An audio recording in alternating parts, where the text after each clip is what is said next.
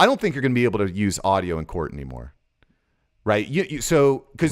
Because how easily can I manipulate your voice into saying something you didn't say, present it in court, and say, hey, like we'll take Trump for example, right? You may have heard of the guy. He's under indictments in like 100 different places, and 100 different, who knows? By the time this goes live, he might be indicted in every country in the world for God knows what. He might have beat them all too. He might have.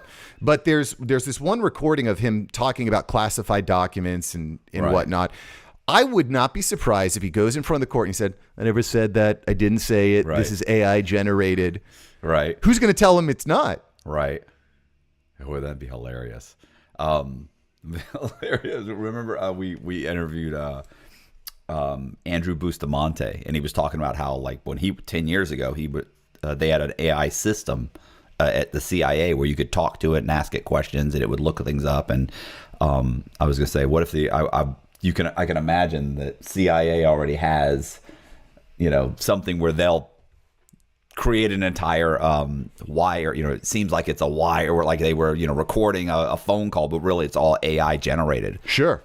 And then you can turn. Oh, wow, that's spooky. Or maybe the context. Maybe it's like 95% you actually said it, but they just put in like one or two words that make it almost indistinguishable. Yeah, and how are you going to remember? Yeah, I was watching Game of Thrones. And there's like Littlefinger, one of the characters, like said something in the first season. He says like chaos is a ladder, right? And then in like season 6, one of the like Brandon Stark, the spoiler here, Brandon Stark, who turns into like he can see everything everywhere all the time.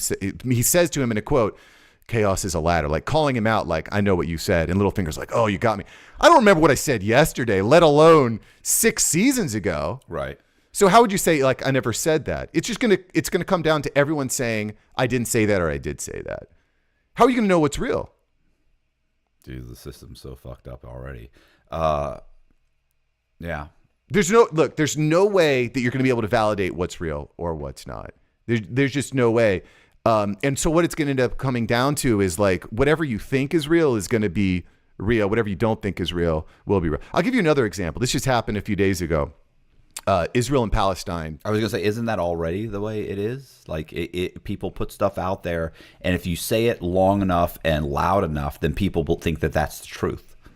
Sure, but at least you can say, "Well, here's the video. Right. Here's the photo." Well, now they can say, "And here's the video, and here's the audio." And it's all fake.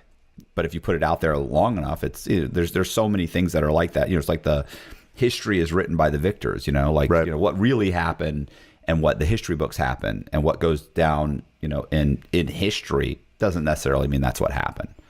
But I hate you were saying the Palestine thing. Well, yeah, because gaslighting is at an all-time high. Yeah. Say don't believe your lying eyes because but I can see the video. I know that didn't happen. That did happen. Right. But now I can't believe my lying eyes, so to speak. Like so in Israel and Palestine, Ben Shapiro released this photo. A horrible photo of this burnt child, right? Burnt child. It was released by the Israeli government. He posted it. It's gotten hundreds of thousands, if not millions, of views. Right. And then this other journalist, I want to say Michael Jackson, but I know it's not Michael Jackson. Anyway, this other journalist comes out and says, holy crap. Took that photo 40 years ago. Well, he says this is AI generated. He used this program called AIorNot.com, which essentially what you do is you upload photos and it tells you whether it's AI generated or not. Okay.